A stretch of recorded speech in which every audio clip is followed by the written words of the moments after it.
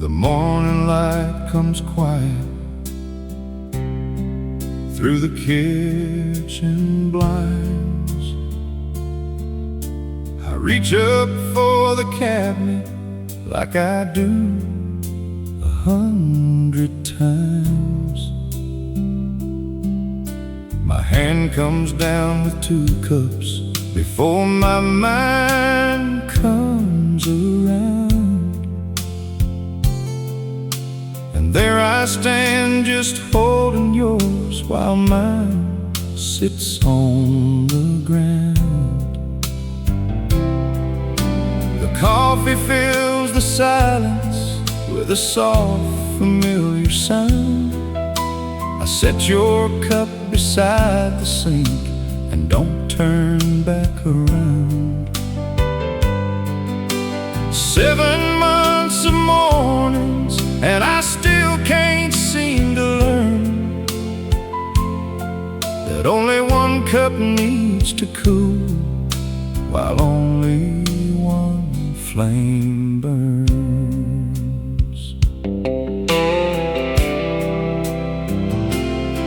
I used to love how you'd come in, still tangled in your hair.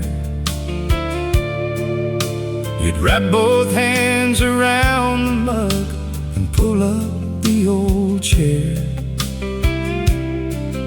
You'd blow across the surface like the coffee was too hot, and talk about the dreams you had and ones you'd have forgot. I barely listened close enough, and Lord, I'd give so much to sit across that table now and not say anything much. Just watch the steam curl upward in that soft and golden hour before the day came rushing in and stole away that power verse. The cup sits there untouched now, like it's waiting to be claimed. The counter's full of mornings, but they don't feel quite the same. I know that you're not coming, and I know I ought to stop, but something in these hands of mine just won't let habit drop. So I pour the coffee out and rinse the porcelain clean, and try to start my morning like I know what empty means. But every single sunrise brings my hand back to that shelf, and I reach for 2 cups silently, just like I always held. Fine, oh, I still set 2 coffee cups down without thinking, still make enough for someone who won't come. I still stand in the kitchen in the early morning stillness, holding on to something that's already done. Some habits are the last things that a heart can bear to lose, so I still set 2 cups down, 1 for me and 1 for you.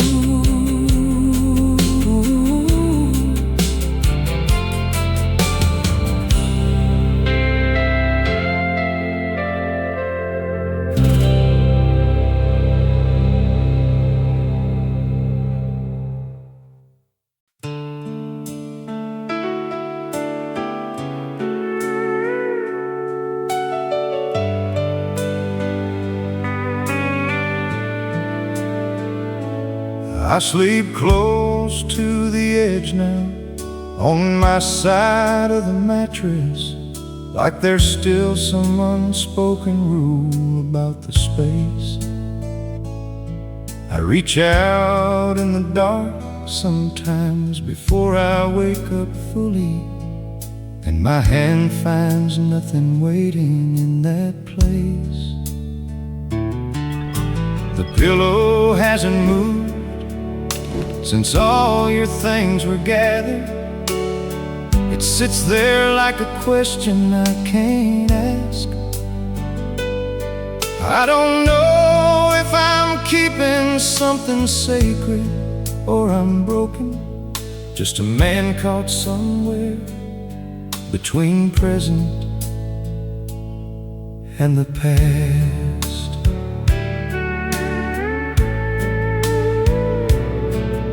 I used to take for granted how you'd steal all of the covers, how you'd press your cold feet against my legs, how you'd fall asleep mid-sentence, talking soft about tomorrow, and I'd lay there in the dark, not wanting sleep instead.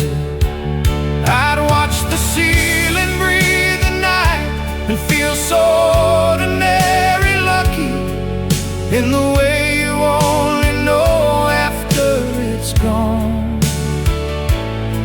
Now the room is full of nighttime, and there's so much room around me, and ordinary lucky feels like something from a song.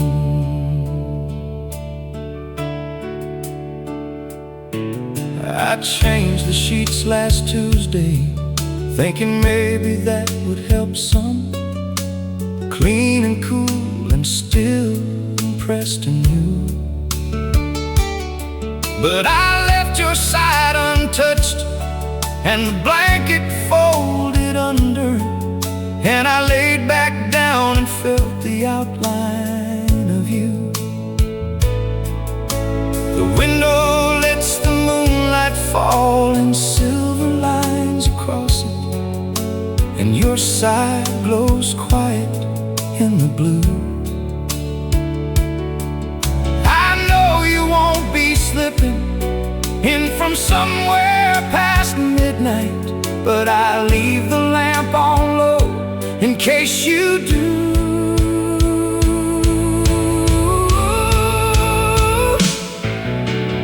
Your side of the bed still feels untouched, still holds the weight of someone who's been gone so long.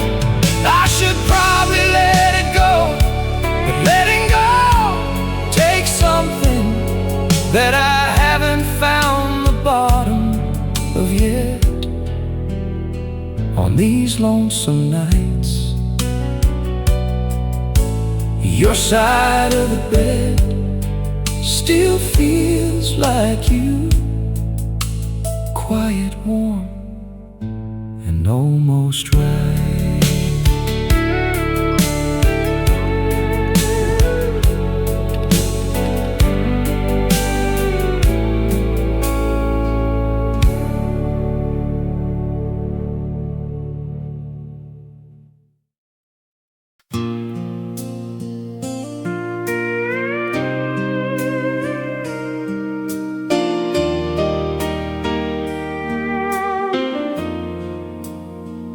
I was just walking the cereal out, minding nothing special, reaching for the brand you always said tasted like cardboard.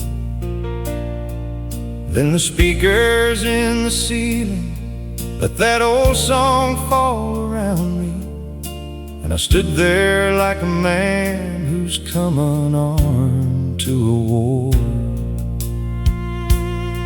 It started with the guitar part, just 4 notes, that was all it took, and the whole store went soft around the edges of my sight. just stood there in the middle of the ordinary Tuesday, completely leveled by a song and fluorescent grocery light. I remembered how we found it on the radio that summer. You were driving and you turned it up and started singing wrong. I said the words weren't what you thought, and you said it didn't matter, that the feeling was the part that made it your favorite song. We must have played it 40 times that same long August evening, windows down and nowhere to be headed in the heat. And I thought that some good things just stretch on without an ending, and never knew that night would be a song I'd replay incomplete.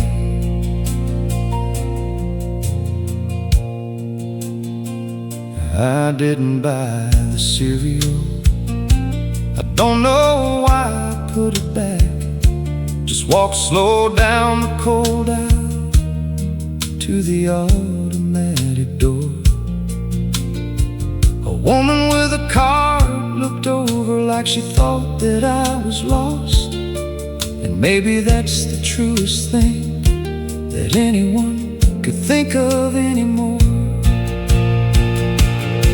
I sat out in the parking lot until the song inside me settled, until the rush of you had thinned enough to drive. Then I pulled out onto the highway in the kind of dark that swallows, and I turned that song back on to keep from feeling too alive. I heard our song in the grocery store tonight, in the cereal aisle underneath the cold and buzzing light. And every single word of it came flooding back like nothing, like time had never touched it, and like leaving wasn't right. I heard our song, and for just a moment you were there beside me in that summer car, with wind inside your hair. Some songs don't stay as music, some songs stay as people. And I heard you in that grocery store, somewhere between the shelves tonight.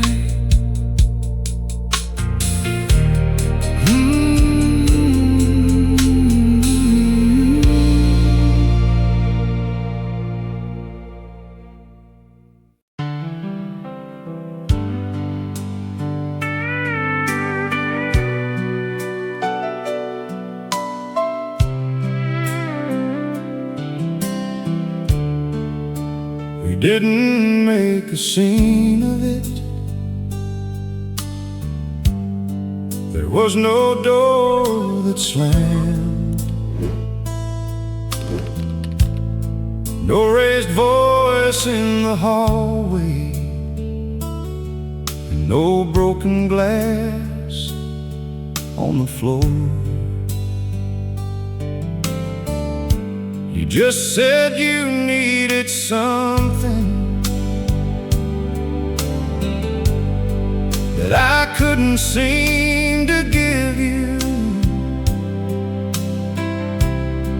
and I said I understood, and walked you slowly to the door.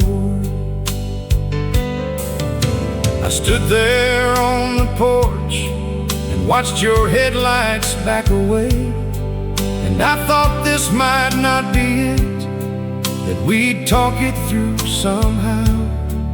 went inside and watched the game and didn't feel the weight of it. And God, I wish that I had known then what I know right now. The calls got slow, then slower. Then they finally stopped arriving. I told myself you needed time, and time would find us right. But time has a strange cruelty. It takes what seems like pauses and sets them into stone somewhere in the middle of the night. I found the last voicemail you sent me somewhere in my old phone. You were laughing about something that I can't recall, and there was nothing in your voice that sounded like a last thing, just an ordinary Tuesday call, the last of all. People ask me when we ended, and I never know the answer. Was it that October night, or months before I saw it clear? Some goodbyes don't arrive with any sound of something closing. They just thin out like a season until suddenly it's not here. I see your name come up sometimes in conversations passing, and I nod and say we're good and move along just fine. But some goodbyes don't hit you in the moment of the leaving. They hit you years later in the middle of an ordinary night like tonight. Some goodbyes don't sound final until years later, when the quiet gets so loud that there's no way to pretend.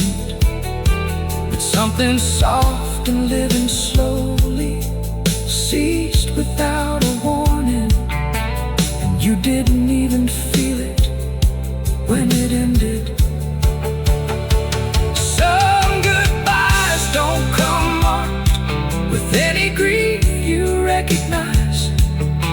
You just wake up one morning with the truth behind your eyes, and realize the last time that you saw her was forever, and forever came and went without a sound, like most goodbyes.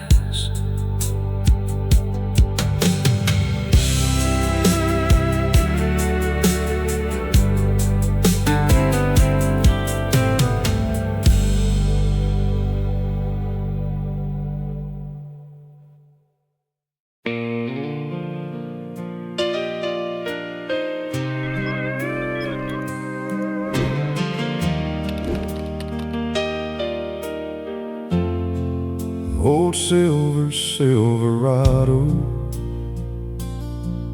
with a dent above the wheel well, the busted tailgate latch you always meant to get fixed right. I know that truck from half a mile, just by the way it leans some.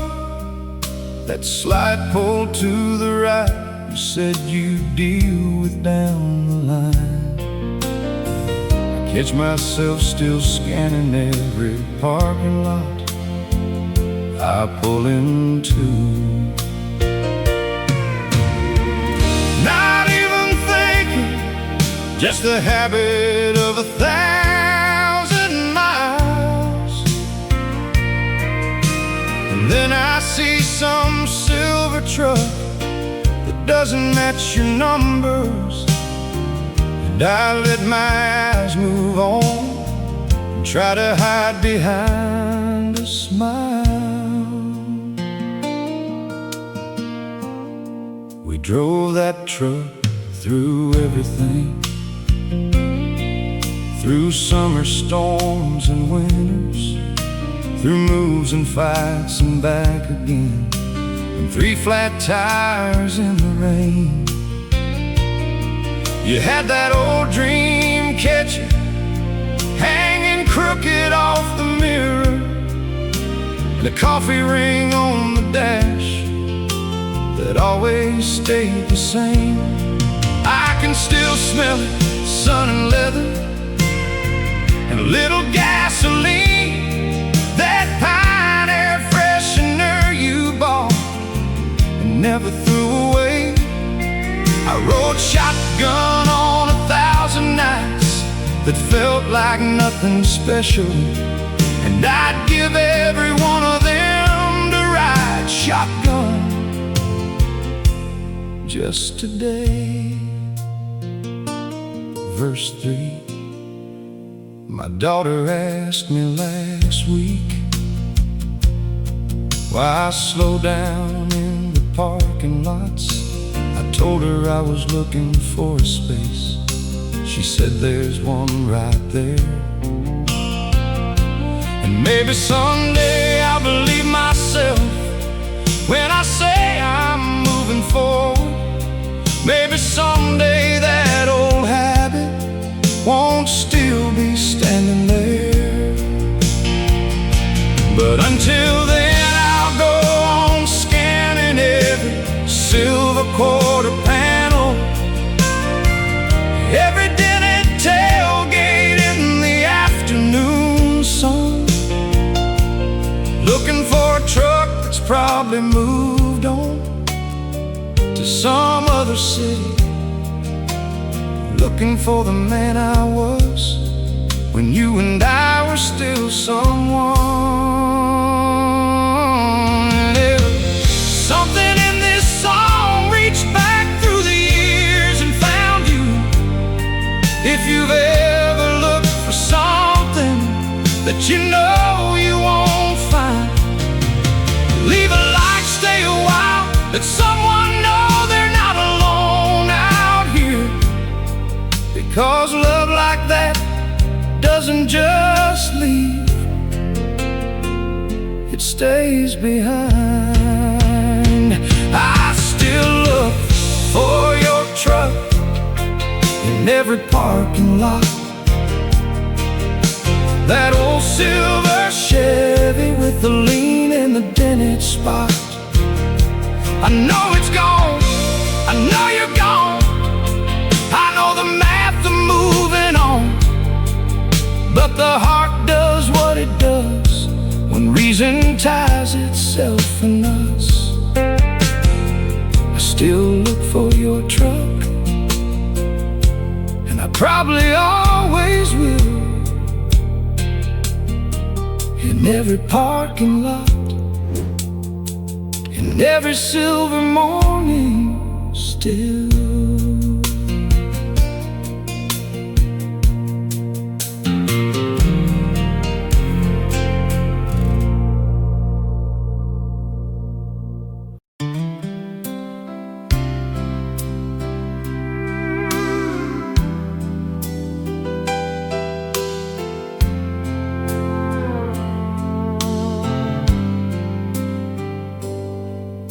I noticed it the first night, that particular kind of silence, not peaceful like before, but full of what was missing then. The refrigerator hum seemed louder, and the floorboard said more nothing. And the house just sat around me like a stranger I'd moved in. Your coffee maker stayed there on the counter for 2 weeks. I'd walk around it like it was a sleeping thing. I'd wake. Then one gray Sunday morning, I finally put it in the cabinet, and the space it left felt wider than the room itself could take. It's funny what a person feels without you knowing fully the small unconscious music of somebody being home. A door, a drawer, a faucet, feet on stairs, all these forgettable somethings that you only learn the value of when suddenly you're alone. I'd find small things in corners, a pen cap, a hair tie, a receipt. I'd set them on the counter like you'd come back looking for them. And then one day I realized I had made a kind of altar from the quiet little remnants of the life we built together. Verse 3. I painted the front bedroom, thought a color change might help me, but the house knew what I was doing, and the silence didn't move. You can change the walls and shift the furniture and buy new curtains, but the feeling of a place knows what it lost and holds the groove. My neighbor said it gets better, and I know she means it kindly. And I'm not the way a man does when he's waiting to believe. But the house stayed quiet after you left, and it's a special quiet, the kind that sounds like everything and nothing, and like me. The house stayed quiet after you left, in a way that rooms don't stay when someone's simply just away. It's a quiet full of outlines, your shape on the old sofa, the echo of your laughter, and the scent of your shampoo in May. Some houses hold their people like the wood absorbs the weather, and this house held you so long that it can't let the feeling go. The house stayed quiet after you left, and so did I, in all the ways a man stays quiet when his heart no longer knows.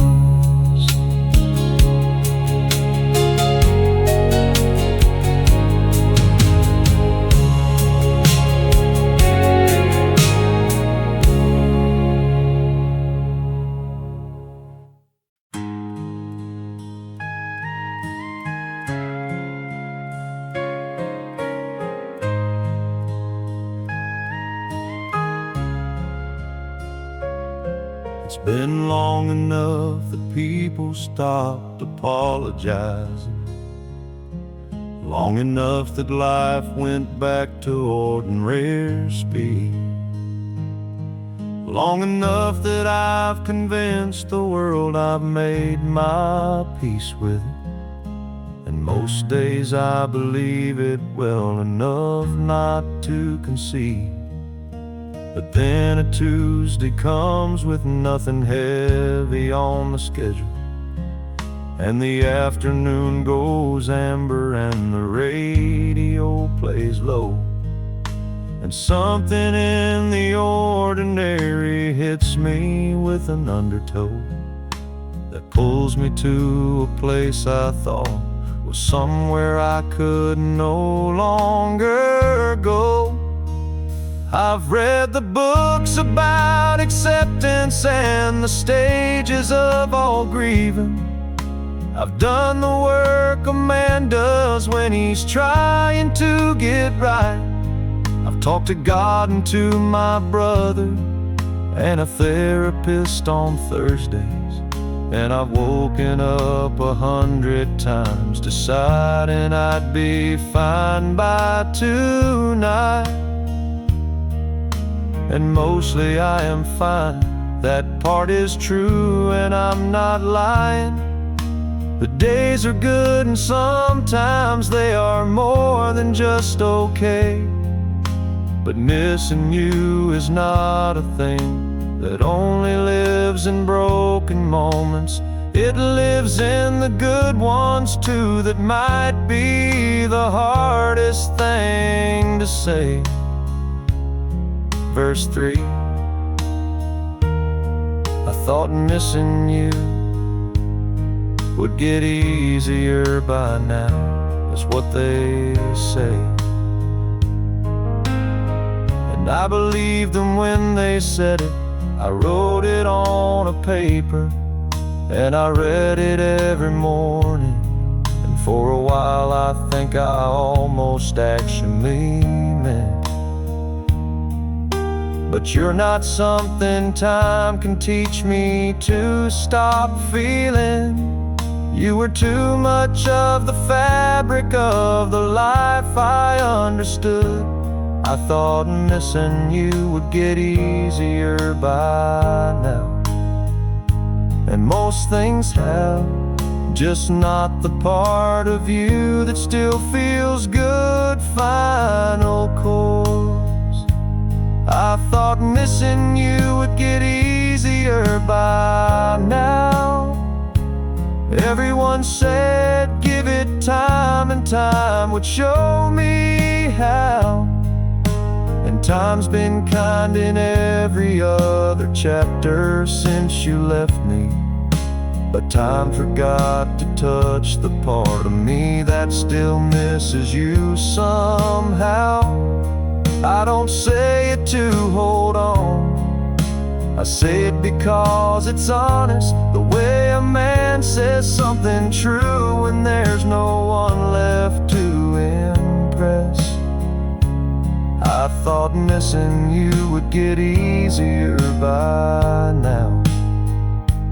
I'm still waiting on the easier part, I guess.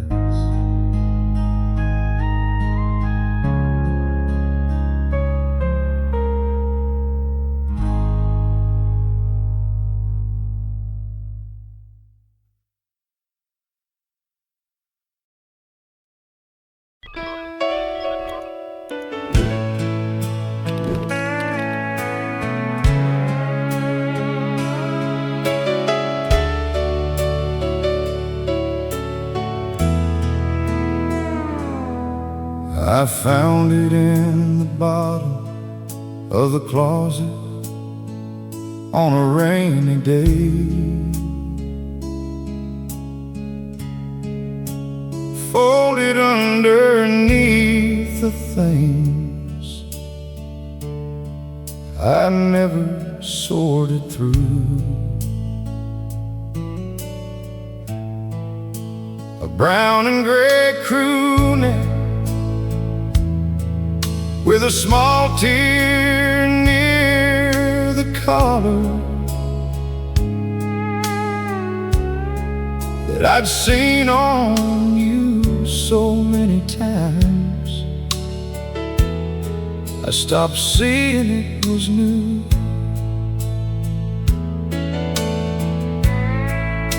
I held it for a minute,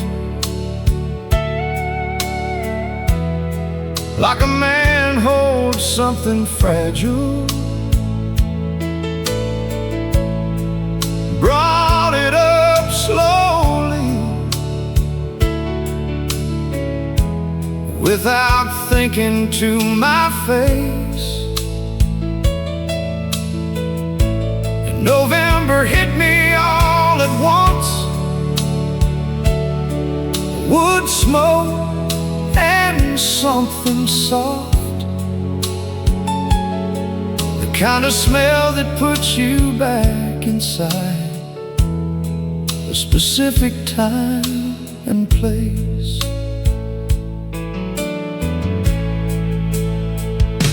You wore that sweater on the night we carved the jack-o'-lanterns badly. Both of us were laughing at how crooked all the faces came.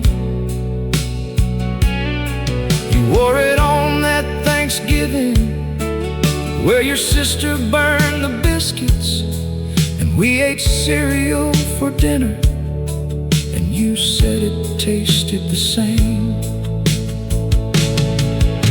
You wore it on the morning of the last November that we shared, sitting in the window seat with tea and the early gray.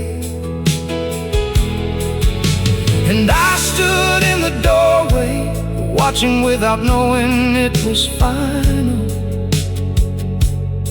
Just a quiet, lovely, ordinary, unremembered day. I folded it back carefully and set it on the shelf above, not in the bottom of the closet where the things go to be done. It deserves to be somewhere it can breathe a little better, where the morning light can find it when the morning light comes on. Some things are just too human to be boxed up or donated. Some things hold too much to be released into the ordinary world. Your old sweater still smells like November, and it probably always will, like the kind of warmth that stays long after cold has curled. If you've ever held something small and felt an entire person, you know that love doesn't leave, it just changes where it lives. Like this channel, it lives in the small and quiet corners. Leave a light and stay a while. That's all this music gives. Your old sweater still smells like November, like wood smoke and warmth and the life we used to know.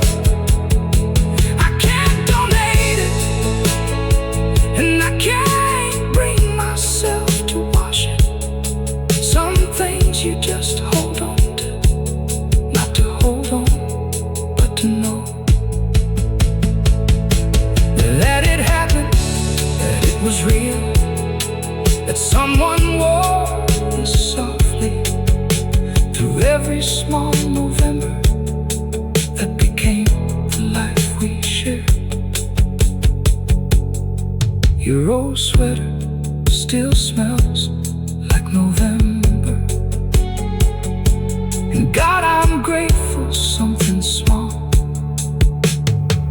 still proves you once were there.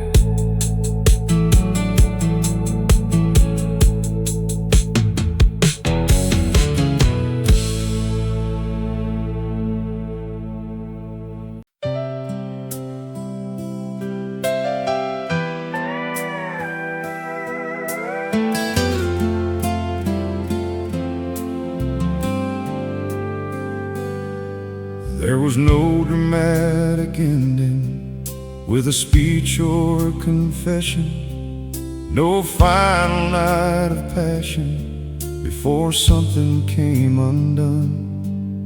We just slowly stopped arriving at the center of each other, the way a fire goes low before you notice it's no longer warm.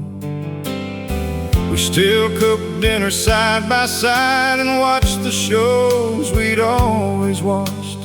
Still lay in the same bed and said goodnight in the same voice. But somewhere in the middle of the ordinary days that piled up, we drifted past the moment we were still a conscious choice.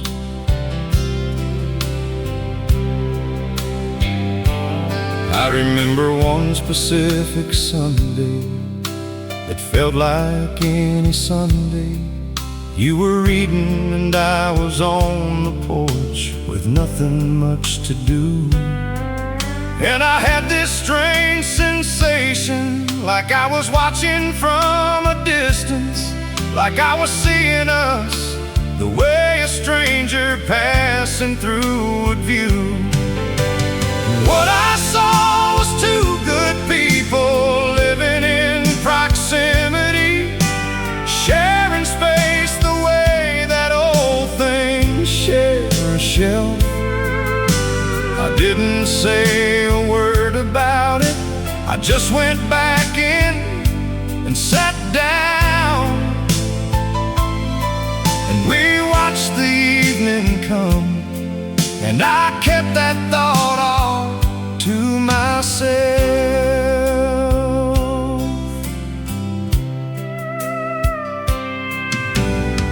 The conversation when it came was careful and was quiet. No cruelty in a single word, just honesty arriving late. We said the kind things people say when something's past the saving, and you hugged me like a good friend at a gate. And that was almost worse than if we'd gone down burning. The tenderness at the end, with nothing left to fight. We broke apart in the most ordinary way two people can, just two good souls who finally named the truth. One autumn night we broke apart in the most ordinary way. No thunder, no lightning, just a slow and quiet fade. Not a love that failed exactly, more a love that was completed, that came to its natural end, the way that all seasons change. And there's a grief specific to the love that ends in kindness, that sits inside the chest, not loud but permanent and strange. We broke apart in the most ordinary way, and ordinary ways can hurt the most someday.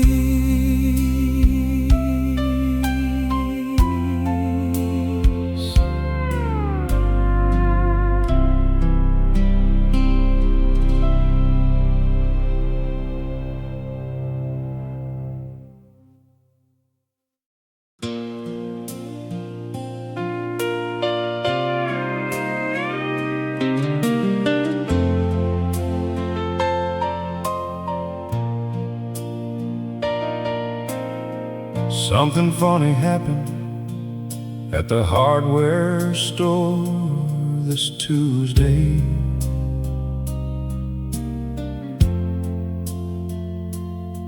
the kind of thing that's only funny when you tell it right. I filed it in my memory the way I always used to. Wrapped it up to bring it home to you by Tuesday night. And then I drove home quiet, and I sat down at the table, and the story sat inside me with no place left to land. I've been doing this for months now, collecting little moments, like a man still shopping gifts for someone who won't understand.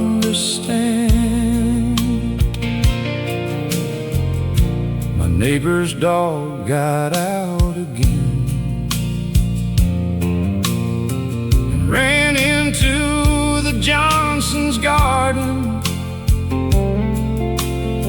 I saw the whole thing unfold from the driveway with my coffee, and I thought of how you love that, how you do the voices, how you'd make it into something that was 10 times as funny. I still have 3 or 4 of them just waiting in the backlog, small things that nobody else would think to care about, but they were the kind of thing between us, all those tiny offerings, the daily bread of love that I can't seem to live without. I called my brother once and started telling him one of the stories. He laughed and then he asked me where I heard it from, and I said I saw it happen, and I felt that quiet sadness of realizing you've been talking to yourself for months and months. But I keep collecting still, the strange, the small, the beautiful, the passing bits of living that don't need an audience to keep. I save them all for someone in a habit I can't break yet, and let them go like prayers into the dark before I sleep. I still catch myself saving stories to tell you, the little ones, the funny ones, the strange things that occur. I still collect the moments like you're waiting at the table, the way you always waited with your coffee and a word.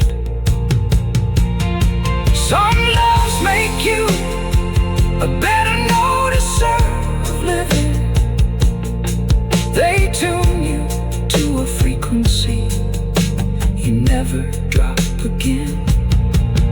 I still catch myself stories just for you. And some nights I think it's not the saddest thing, it's all I have of them.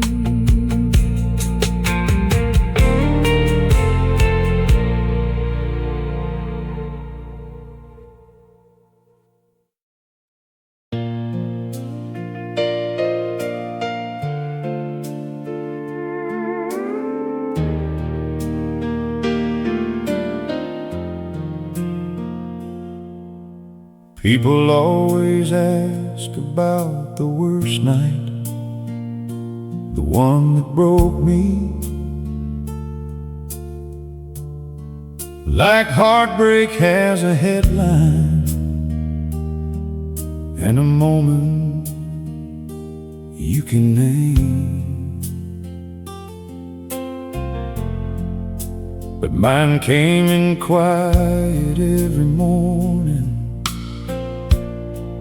In the first few seconds,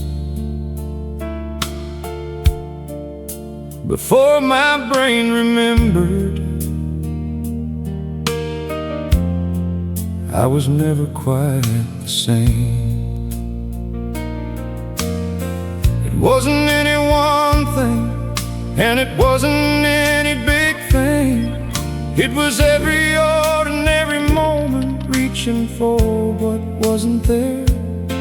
It was the joke with no receiver, and the table set for habit, and coming home to silence with nobody else to share. I've seen men fall apart in public, and I've seen them rebuild quickly. I've watched the dramatic versions play out loud and fast, but the kind of hurting I know best is the slow and underground kind that doesn't make announcements, it just simply outlasts. You go to work and do the thing and laugh when something's funny, and people never guess the hollow in your chest, because it doesn't show the way a wound shows when it's open. It just lives there low and steady, somewhere past the rest. Someone asked me once if I was happy, and I told them honestly that I was something close enough, that happy would do fine.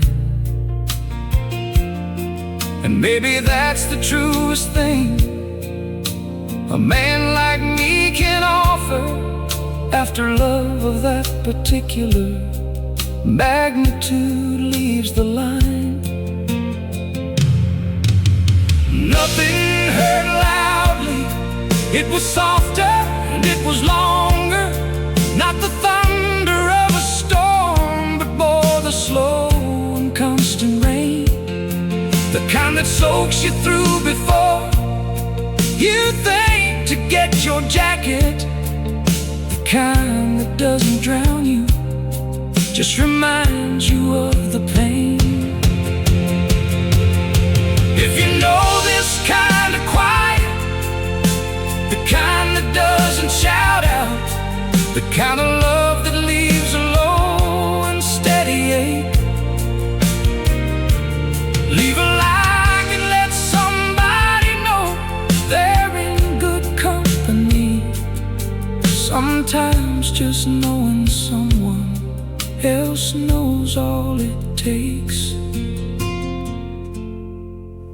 Nothing hurt loudly, it just never stopped hurting, not the kind of pain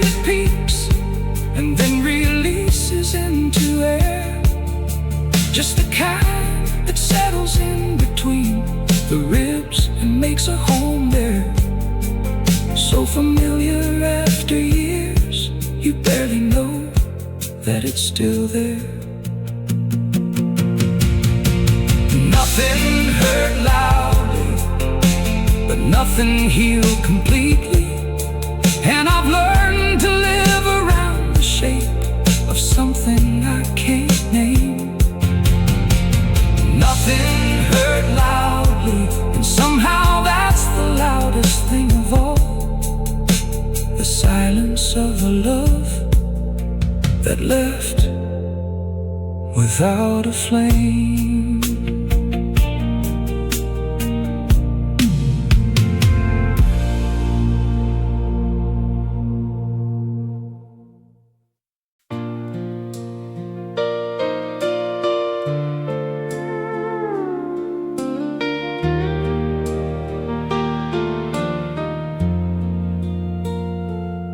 I took the long way home tonight for no good reason.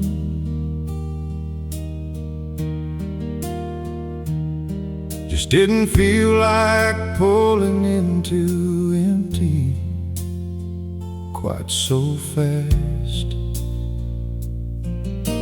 The highway had that amber glow. It gets in early autumn, and the radio played something slow that helped the time go past. I glanced over at the passenger seat, the way I always do, like there's some reflex in me that expects to find you there. A hand resting on the armrest and a profile in the window, and the half smile you'd have watching something in the air.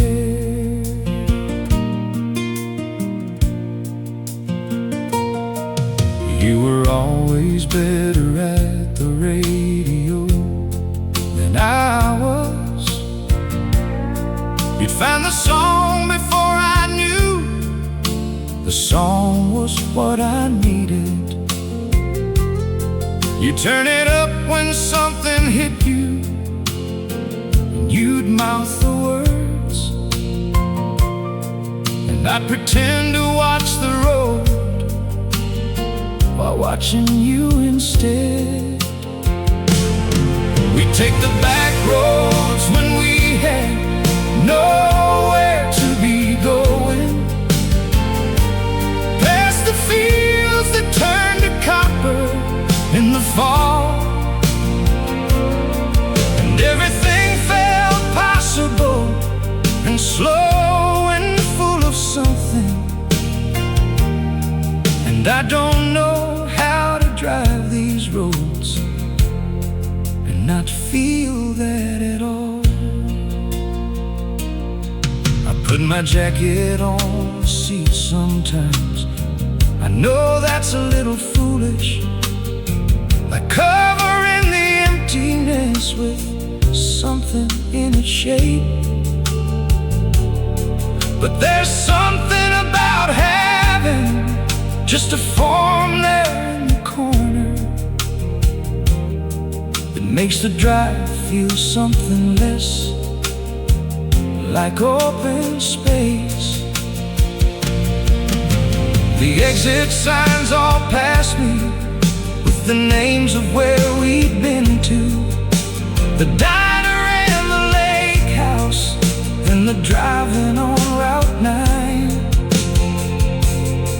And I keep driving past them like a man who's heading somewhere,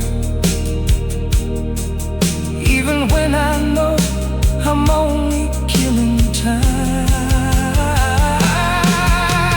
Passenger seat still feels like yours.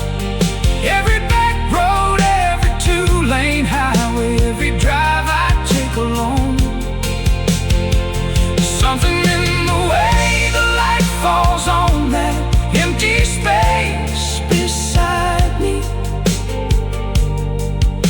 it hard to call this truck completely mine, or this road home. The passenger seat still feels like yours, and maybe that's not something I'm supposed to hold on to. But the heart keeps its own passenger, its own familiar presence, and mine's been yours since longer than I knew. The passenger seat still feels like you.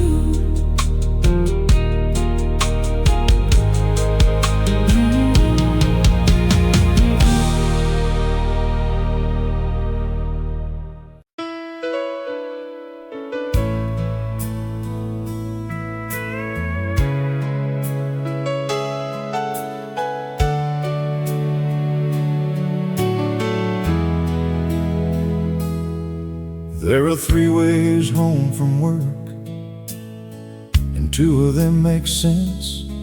The third one adds 7 minutes and winds around the east side of town. And somehow that's the one I'm on before I even notice, before the GPS can tell me I've already settled down. I know the turns by something older than intention. The body knows the roads it travels when it loves someone that well. And so I find myself on Linden Street again at dusk, moving slow past number 42, without a story left to tell.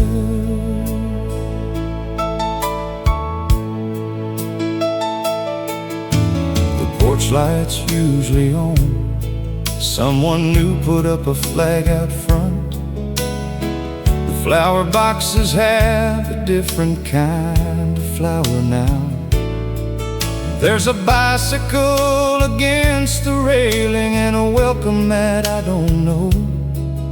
And the life inside the windows is a life I don't know how. But the house is still the house, the roof line and the big oak, the way the front bay window lets the lamplight out at night. And I remember sitting in that light with you in winter, your cold hands wrapped around a mug, and everything felt right. I always feel a little foolish when I catch myself out there, driving past a house that has no reason for my eyes. Just a man in an old pickup making the long loop home, through a street that holds a ghost inside its ordinary life.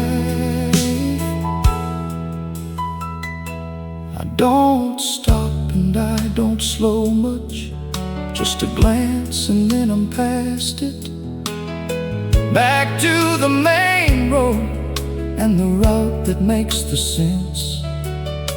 I still drive past your street without meaning to, or maybe I mean to more than I'm prepared to think about. At this distance, I still drive past your street without meaning to, past the oak tree and the porch light and the life you have there now.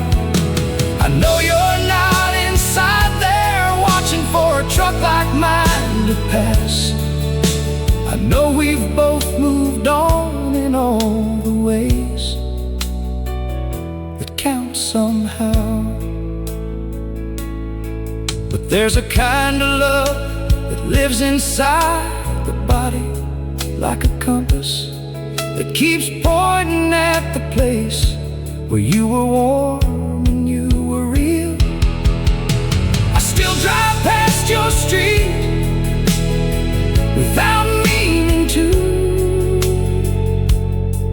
and I think I'll probably go on driving past it until some road I'm on forgets the way. If roads like this one can forget the way they feel.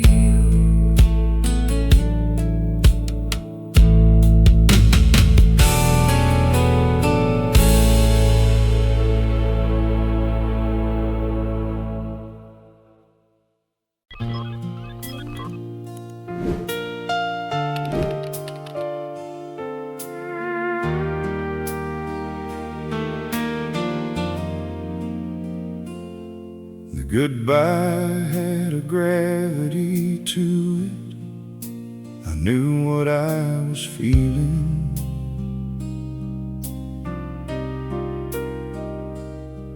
I stood inside the weight of it and let it hold its ground.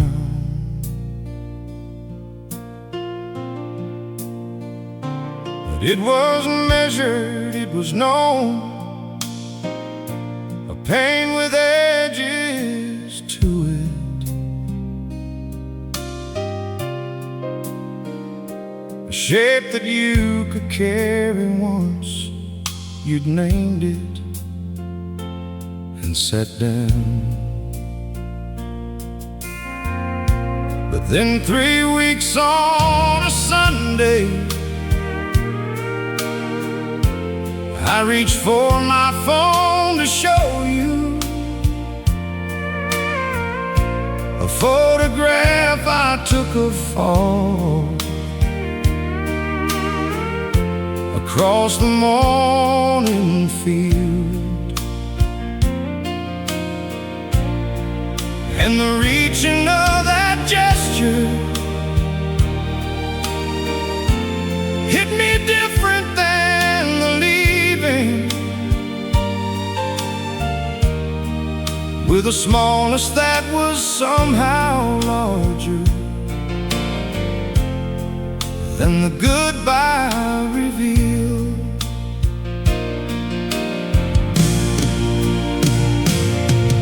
It's the half-finished crossword left beside the coffee maker. It's the show we never finished in the last 2 episodes. It's the recipe I made wrong and had nobody there to tell me. It's the inside joke with no inside left and no one home to know. It's the extra portion cooked by accident on a Wednesday. It's the silence after something happens worth the telling. It's the side of the menu that I always used to order for you. It's every little small forgettable thing I keep on feeling.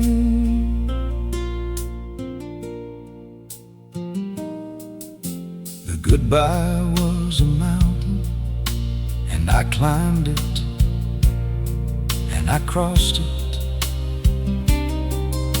The other side was hard, but I could see the way ahead.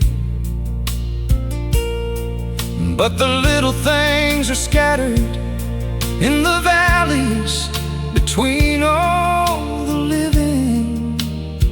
Small stones you don't see coming till they're underneath your tread. And you stumble not dramatically, but quietly and privately in the cereal aisle or the parking lot at noon. The goodbye was a moment, and the moment's been and gone now.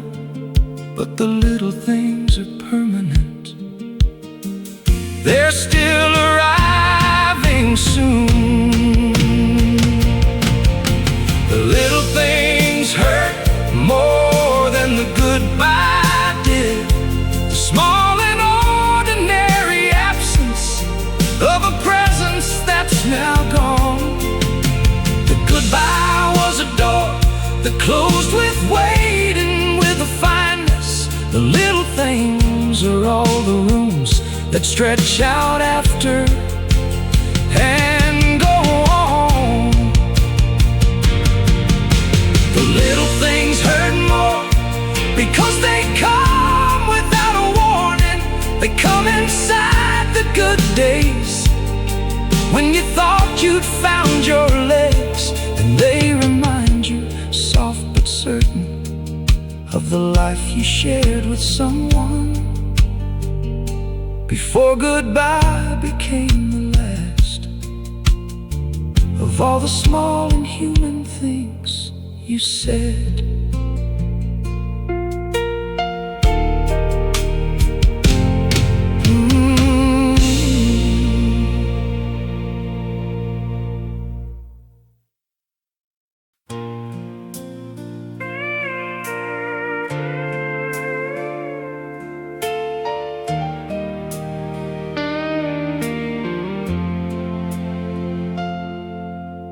Never told this story to a crowd or to a stranger. Never wrote it in a letter or said it out loud at night. But it lives in me the way a river lives inside a landscape, shaping everything around it, always moving, always right. She was not a grand occasion, and she wouldn't have wanted that. She was Sunday morning quiet, and she was November real. And what we had together was too particular to broadcast, too specific in its goodness for a broader world to feel.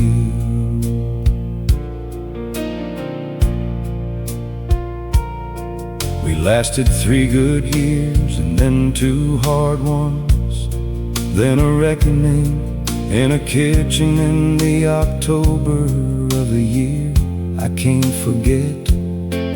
Not a scene of it, not a race thing, just 2 honest faces, and the kind of truth that's kinder than pretending to forget. She said she thought we'd reached the far edge of what we could offer, and I looked at her and knew she wasn't wrong in what she saw.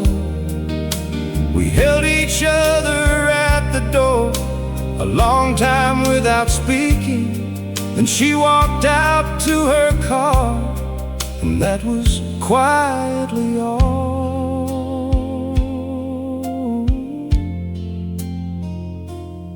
I see her name sometimes on holidays through mutual connections.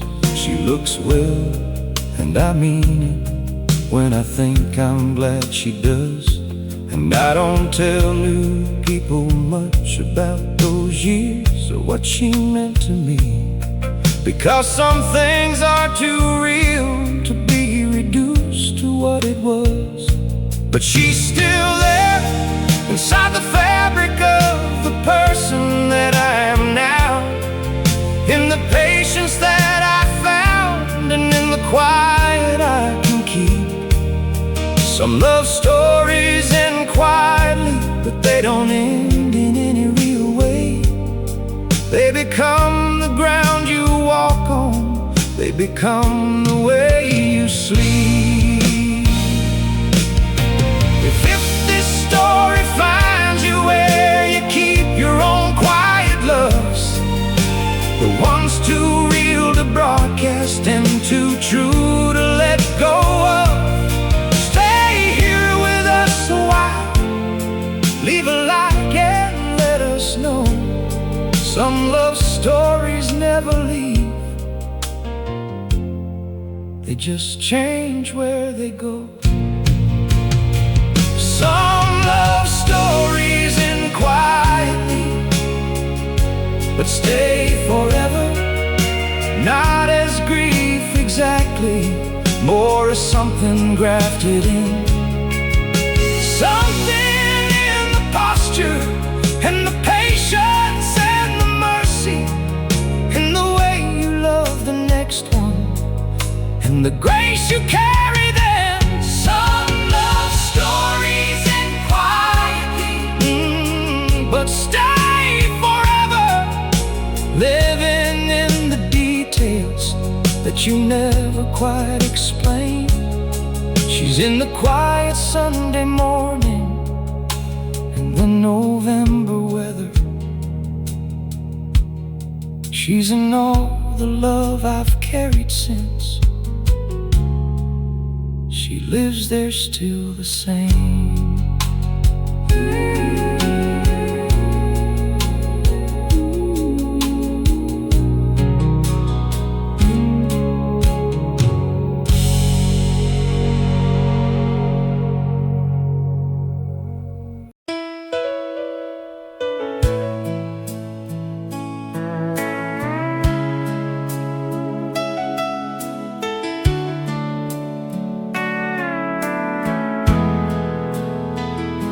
We hadn't planned for rain. We'd walked out in the clearing, the kind of sky that promises a long, gentle night. But it came fast from the north side, and we ran for the old awning and stood there shoulder close and cold in the copper parking lot light. You were laughing first, and then you went a little quiet, and you looked at me with something I should have held longer. You said, I hope you know that this was real. All of this was real. And I said, of course, and left it there. Lord, I should have gone stronger.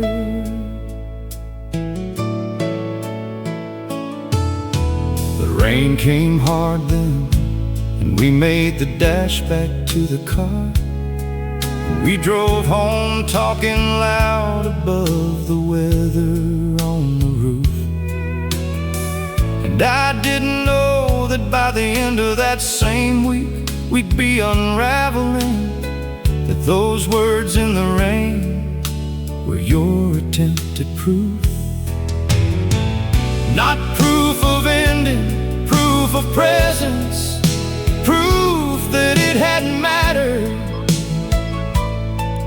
that somewhere in the winding down you needed me to know.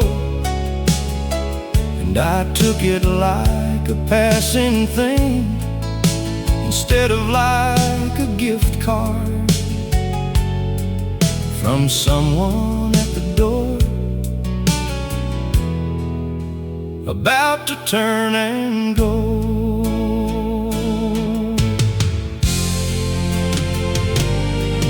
I've replayed that moment in the rain 1,000 different evenings, standing in that amber light with you beside me shivering.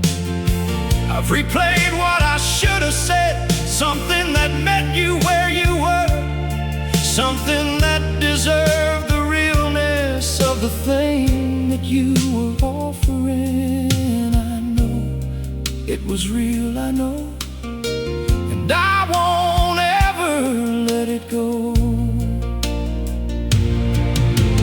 That's what I would say if time was something I could navigate. But time doesn't hand you rideaus, and that rain is long since over. And those 8 words in the awning light are something I carry with full weight. I still remember the last thing you said.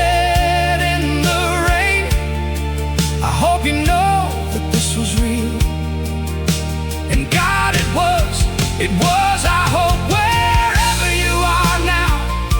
You know I heard it finally, even if the hearing came too late and past the point it does. I still remember standing there beneath that dripping awning, your face lit soft by parking lights, and something true in your eyes.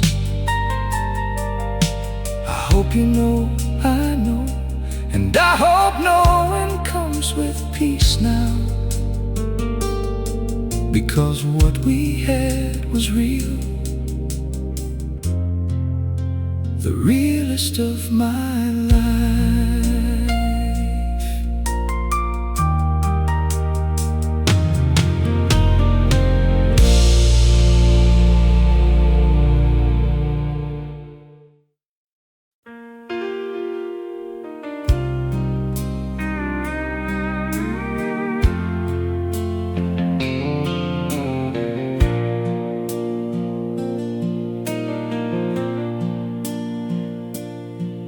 It's a Polaroid, the colors faded soft like watercolors,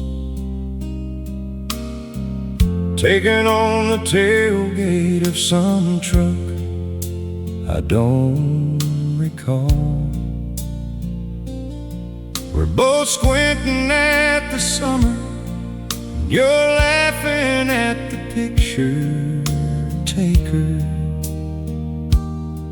and I've got my arm around you like I'm afraid you'll fall. I found it in a shoebox with the other ordinary keepers, the ticket stubs and birthday cards and things time overlooked.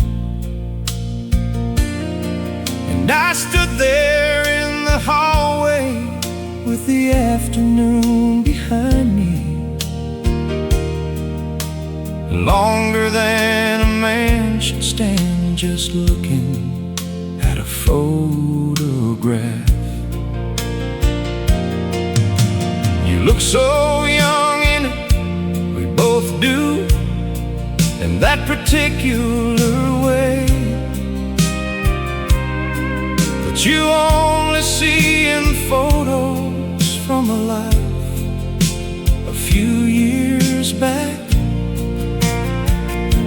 the kind of young that isn't age, but something more like openness,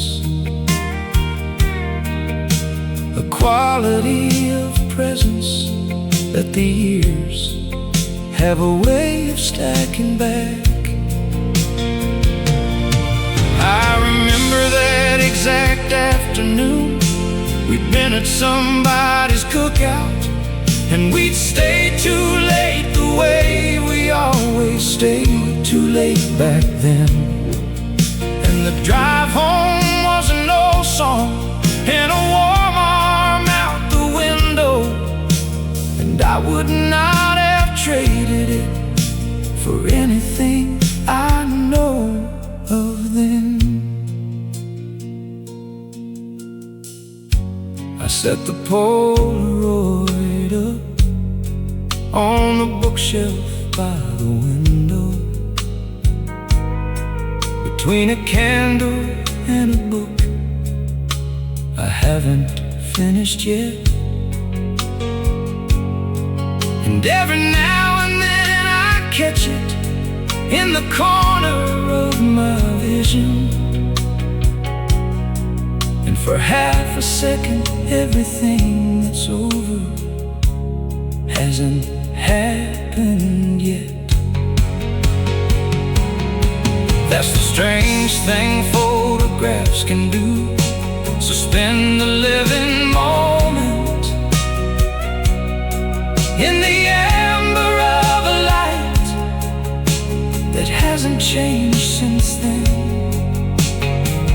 That old photograph still feels alive.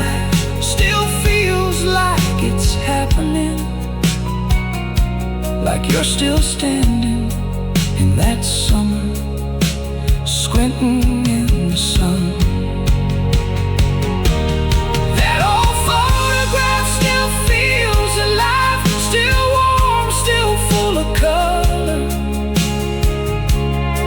even faded at the edge, still holding all that laughing and that afternoon and summer, still holding you the way I did beside that tailgate ledge. Some photographs are memories, and some photographs are people caught inside a moment that the paper holds for good. That old photograph still feels alive, still feels like you're beside me, still squinting in the summer light, the way that only you ever could.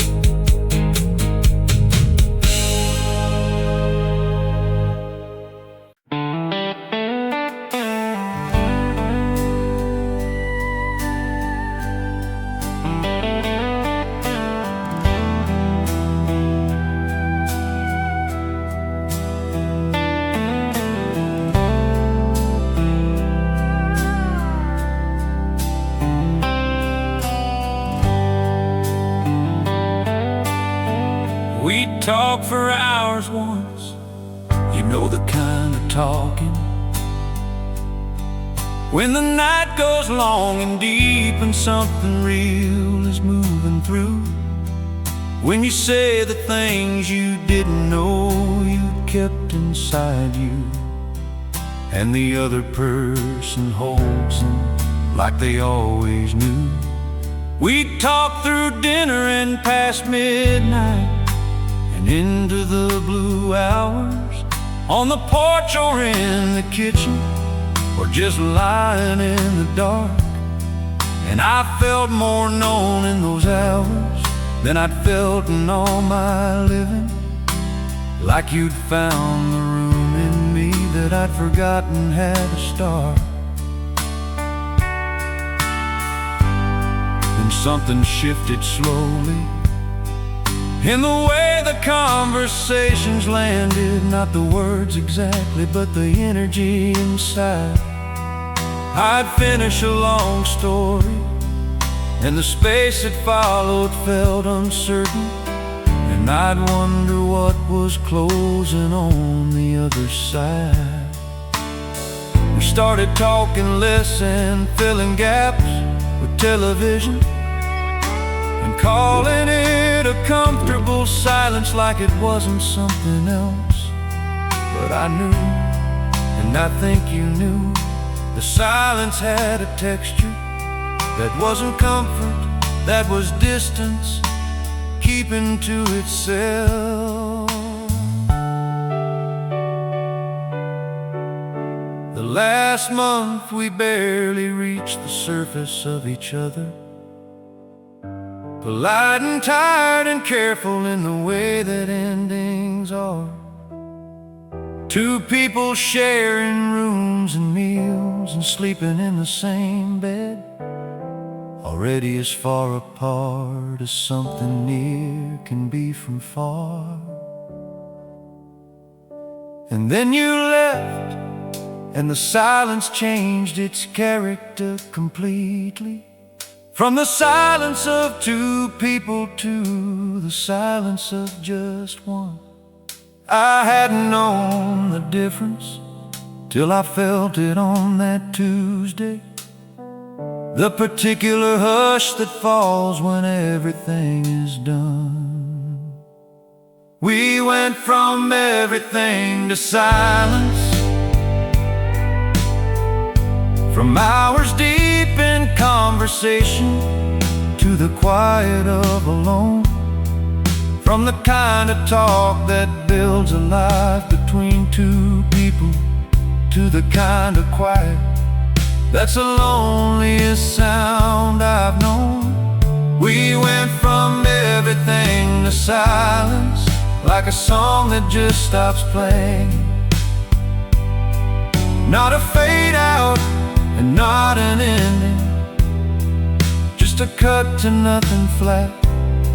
And I've been sitting in that silence ever since you left it, listening for the conversation, listening for us, listening back.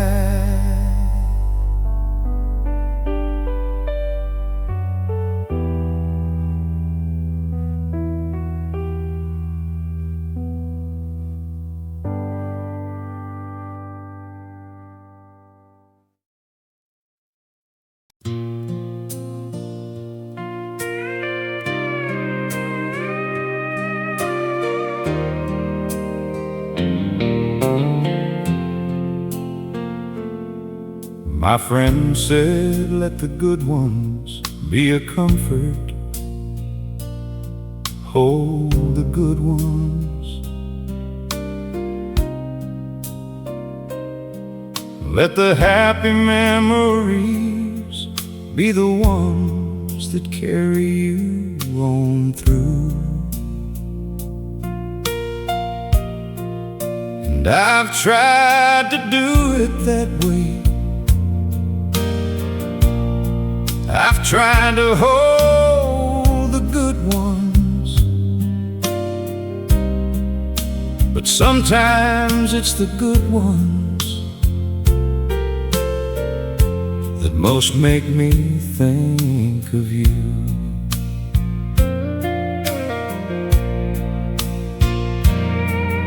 It's the afternoon we spent in that old town we'd never been to, finding every bookstore and eating bad Italian food, and laughing at the waiter who was younger than our combined age, and feeling like the whole entire afternoon was something we were owed. It's the morning on the lake house deck, when nothing was required, and you read your book in the camp chair with your feet up on the rail,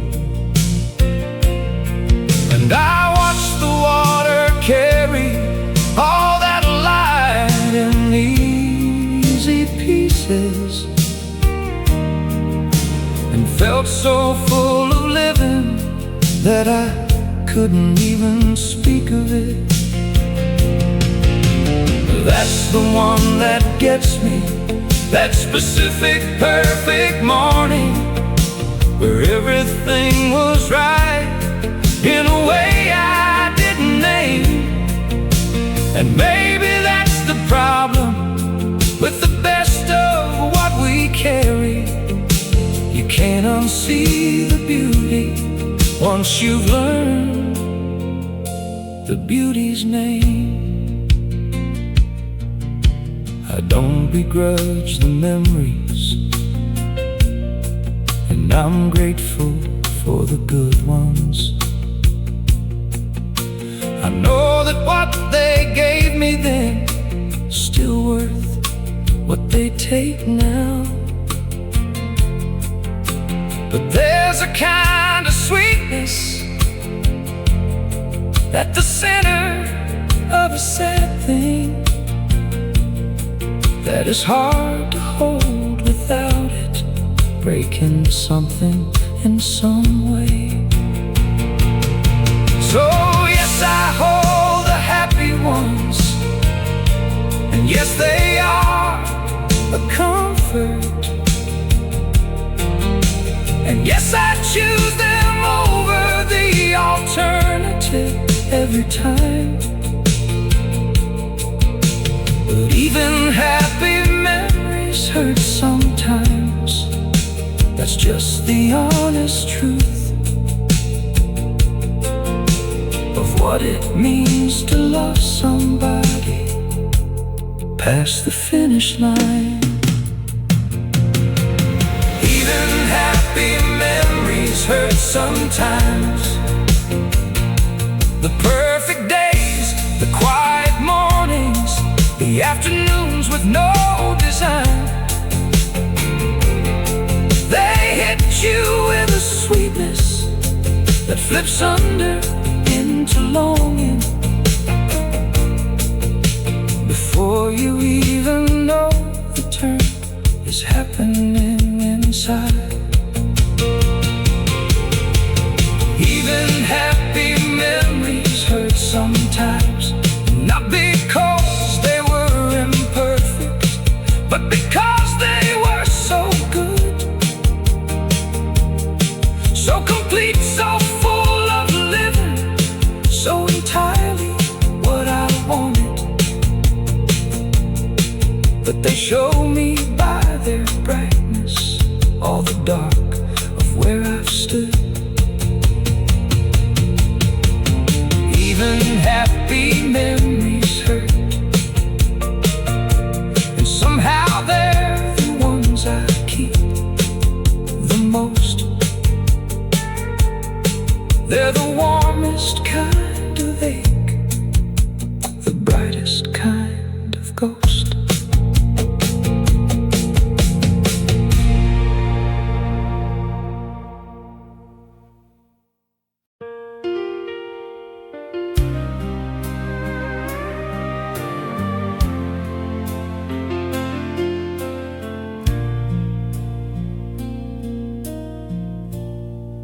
I did everything they told me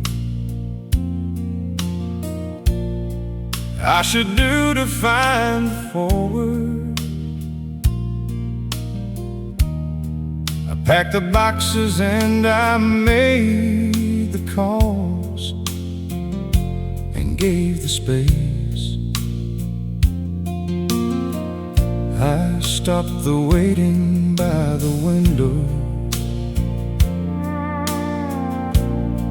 and I tried to find my footing. And somewhere down the road I found a smile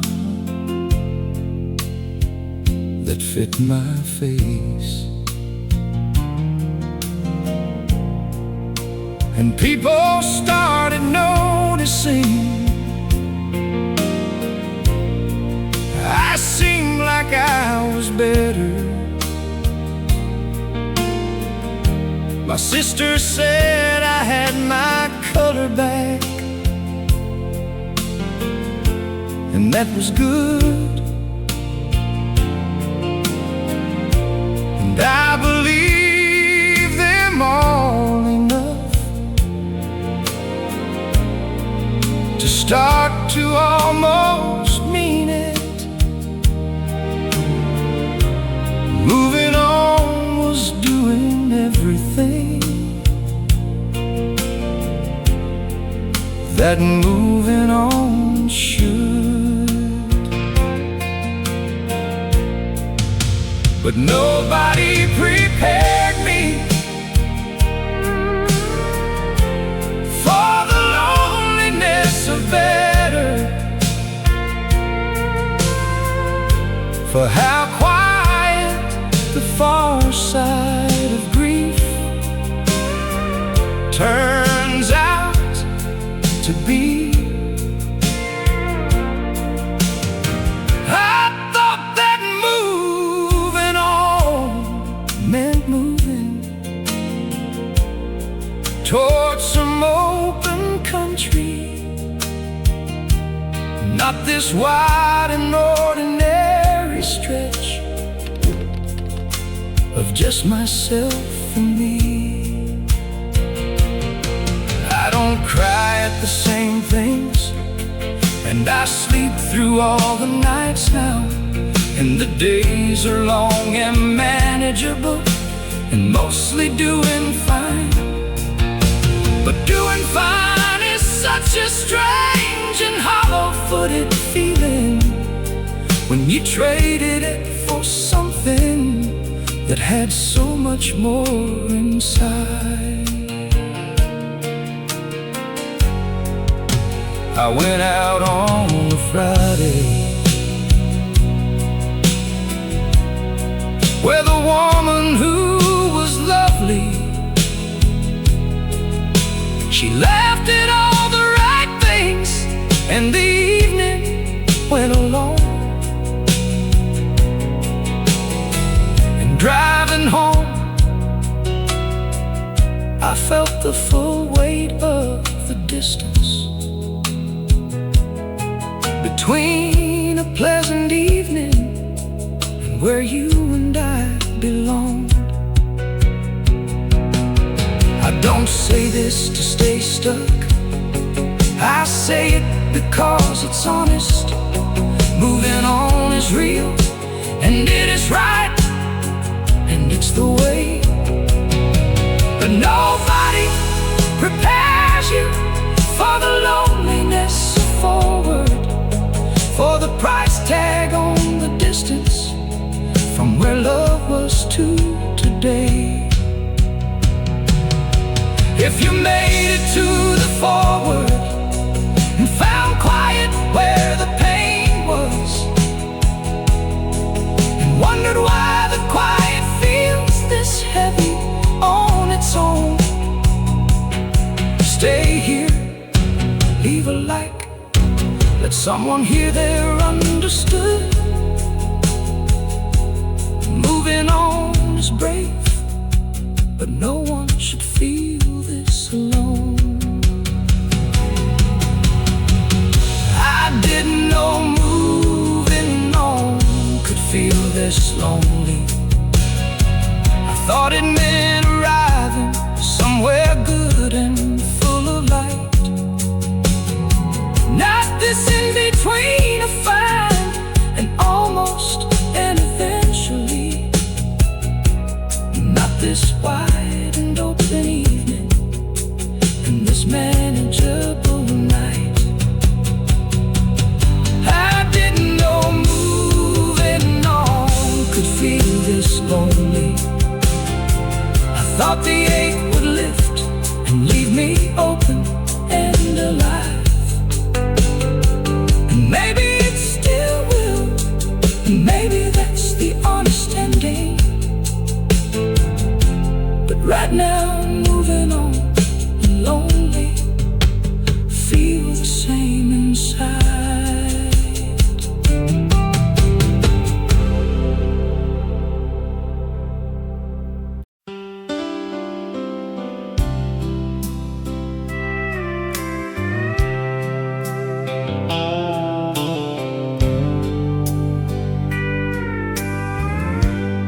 I cook more than I used to, something to do with the hands, something about heat and motion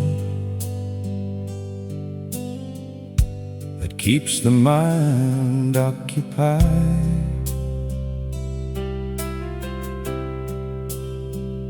On Sunday mornings especially, I find myself in the kitchen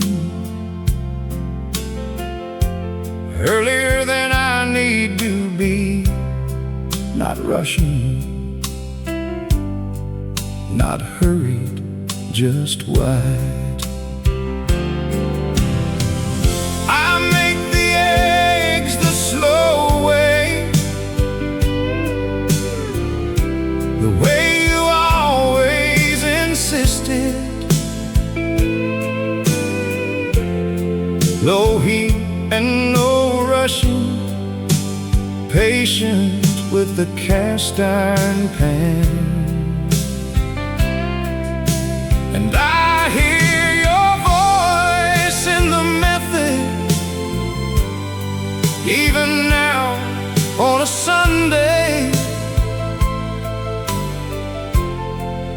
always wanna hurry it. That's where you lose the flavor, man. You'd make the coffee while I cooked and fill both cups without measuring. You always made it strong, and I always let it cool. And we'd eat with the window cracked and the church bells somewhere distant, and the Sunday paper spread between us on the old table. And nothing was required, not a plan or a performance, just the morning doing what the morning does when it's shared. And the kitchen was the center of the whole week on those Sundays. And I didn't know a room could hold the feeling of being cared for.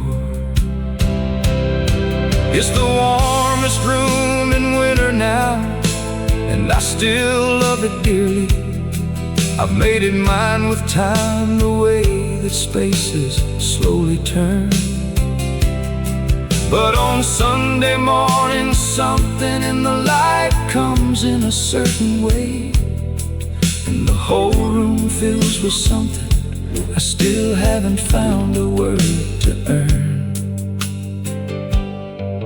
Not grief exactly, not a haunting, more a resonance.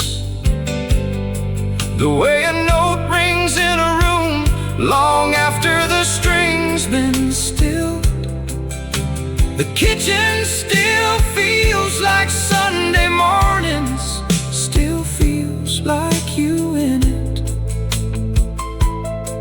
And I cook the eggs the slow way, and it always will. The kitchen still feels like Sunday mornings with you. The cast iron and the low heat, and the coffee running strong. The cracked window and the church bells, and the paper on the table, and the particular grace of a morning that belonged.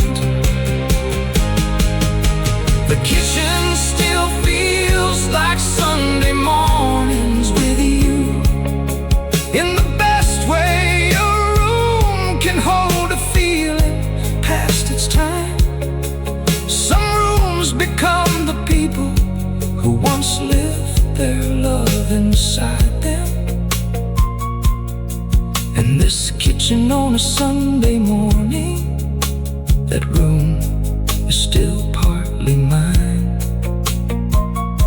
and partly yours, and partly the Sunday mornings we made inside it.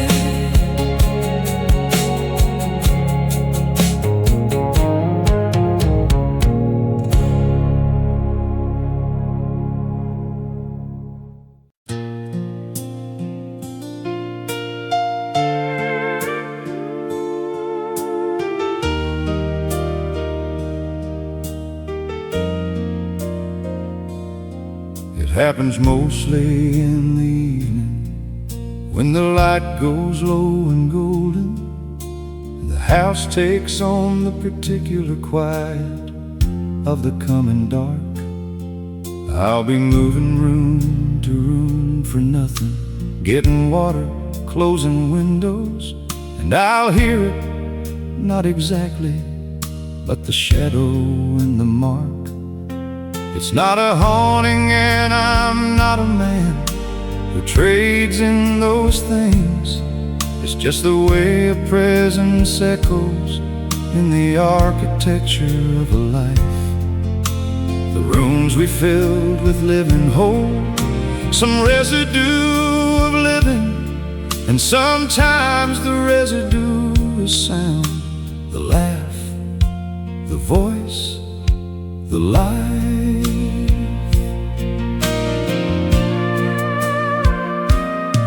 You had a laugh that came from somewhere deeper than politeness. It wasn't cultivated or adjusted for the room. It was the kind that started and then had its own momentum, and by the end you'd have both hands pressed over your face in bloom.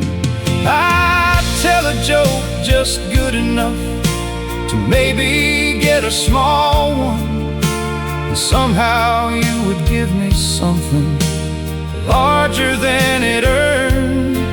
And I'd feel about 10 feet tall and just a little foolish. And that right there, that trade right there, is something that I've mourned.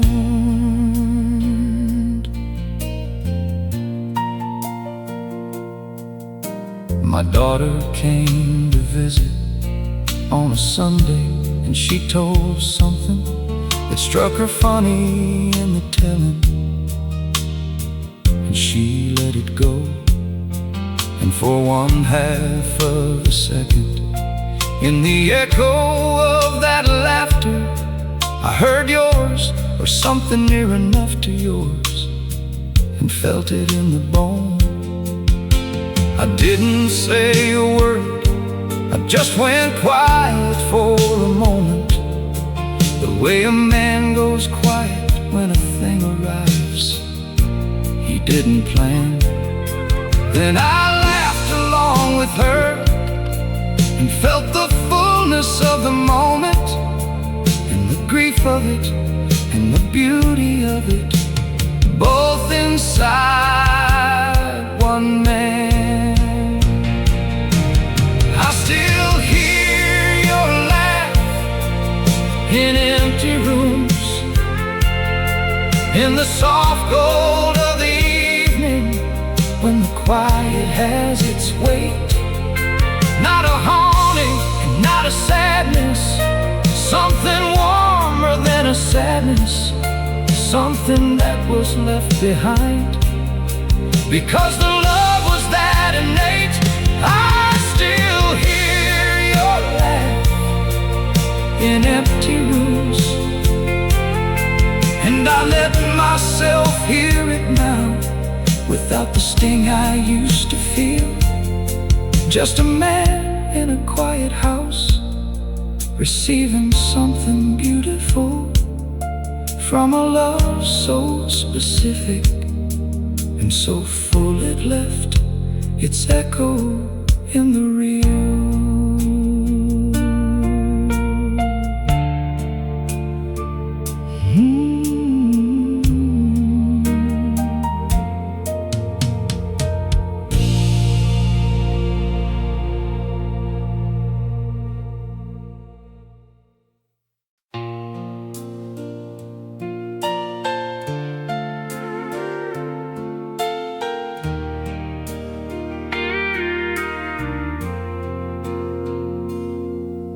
It's not the grand occasions that I find myself returning to,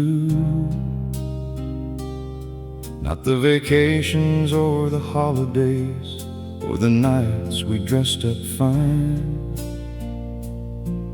It's the Tuesday in between things, nothing marked or worth a mention, when we split a bowl of popcorn and the evening went to nine. It's the simple things I circle back to in the quiet hours, the unmarked ordinary living of life we shared. Not the high points on the calendar that anybody framed, but the filler days between them. God, those days were something rare.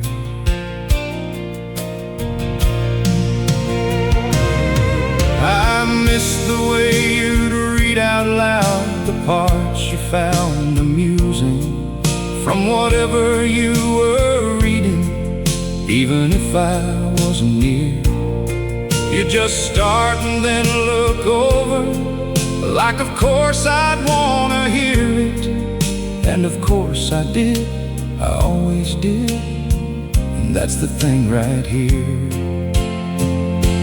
I miss the radio decisions and the argument of temperature, how you'd set the thermostat to something I'd adjust behind you. I miss the boredom of a Sunday and the small negotiation of two people living close enough that nothing could divide you. Some nights I'd give the whole of everything I've gathered for one unremarkable and ordinary evening back. Just the two of us, with nothing special happening between us. Just the hum and the low comfort and the easy give and take. Because the simple things are never simple when you've lost them. They become the most specific things a man can ever hold. Some nights I miss the simple things most, the Tuesdays and the thermostat, the reading aloud to no one, and the evenings going cold. If you know what it is to miss the Tuesday and the ordinary, if you've counted up the small things more than once alone at night, leave a like, leave a word, let somebody out there know it, that the simple things are sometimes all we needed to get right. Some nights I miss the simple things most, the nothing special evenings and the regular routine, the way the ordinary felt like something when you shared it with someone who made ordinary feel like everything in between. Some nights I miss the simple things most, the popcorn and the thermostat and the reading parts aloud, not the anniversary or the photograph-worthy moments, just the life we live between them, quiet, small and proud. Some nights the simple things are all I've got left of you. And simple things I've learned are never simple when they're through.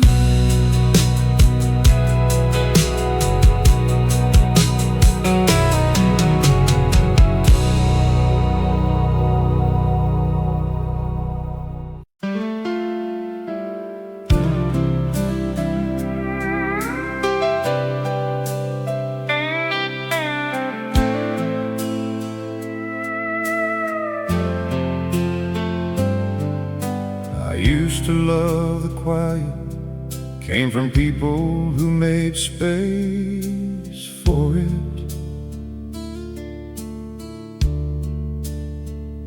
My father could sit reading and not need to fill the room.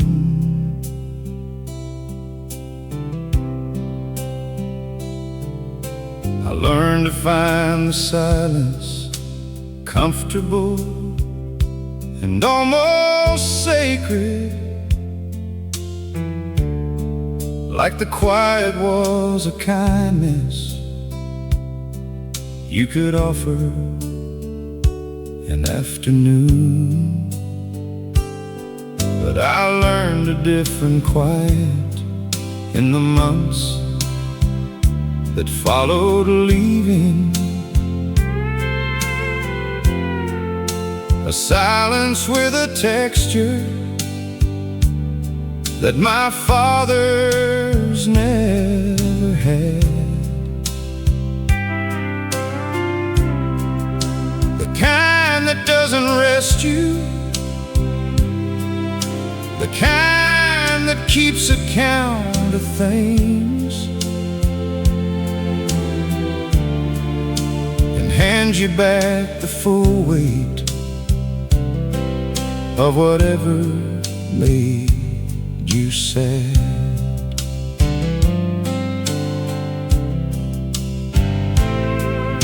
It starts when I come home and close the door behind me, and the absence of a greeting falls across the hall. Not an angry silence, more like a held breath that never ends. A room that's past the point of waiting for anything at all. I turn the television on sometimes and never watch it, just to have the register of voices in the air. Because the silence in a house that once had someone in it has a gravity that wordless rooms can't hold or compare.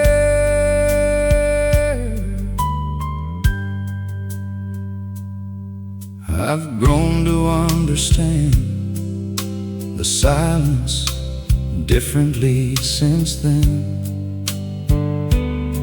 Not as comfort and not purely as a weight to carry either, more as something to be honest with, a presence without edges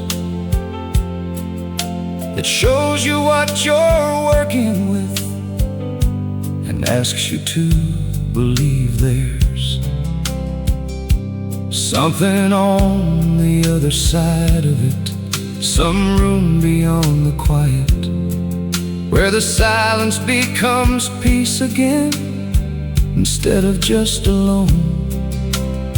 I learned how heavy silence can be by living through its heaviness, and maybe that's the only way a man can learn to know. I learned how heavy silence can be, not the peaceful kind, the other kind, the kind that fills with what's been lost.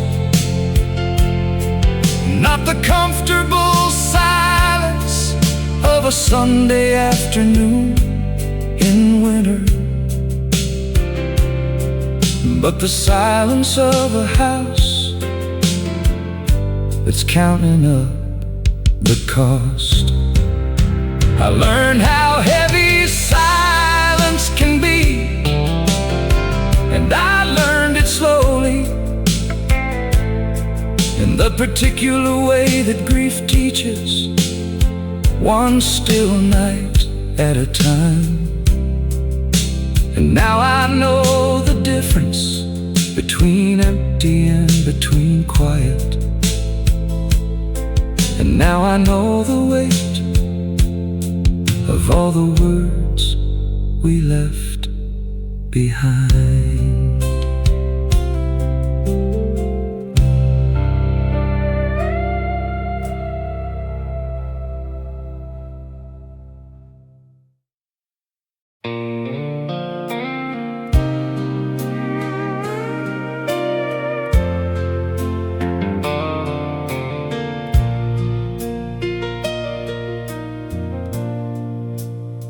rational mind has done its best to organize the leaving.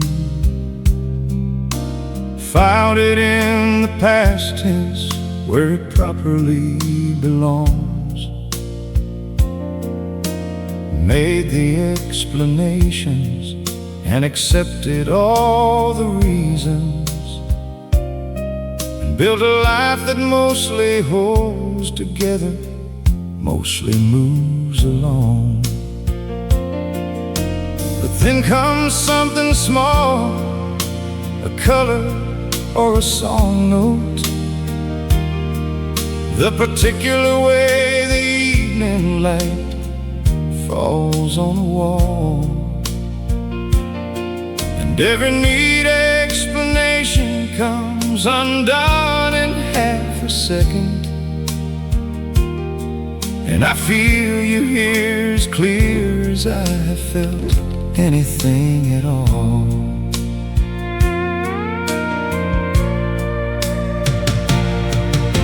They say that love is something you get over with enough time,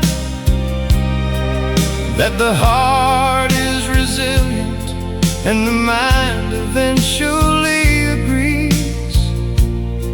And I believe that mostly in the daylit hours of the week. But whoever wrote that rule hadn't met the nights or the November breeze, because something of you lives here past the logic of your leaving. In the house, in the drive, in the morning and the dark, in the first cup of the morning and the last thought before sleeping, and in every quiet in between that beats against my heart.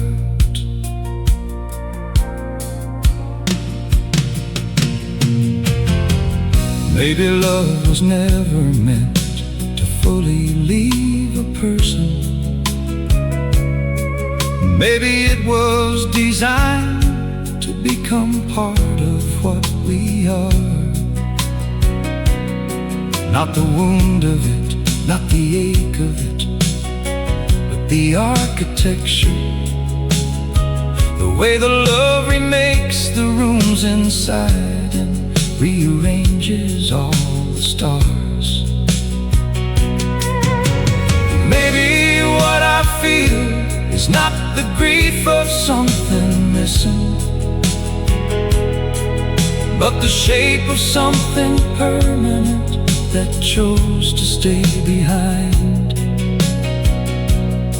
Maybe you're not a haunting, maybe you're just part of the building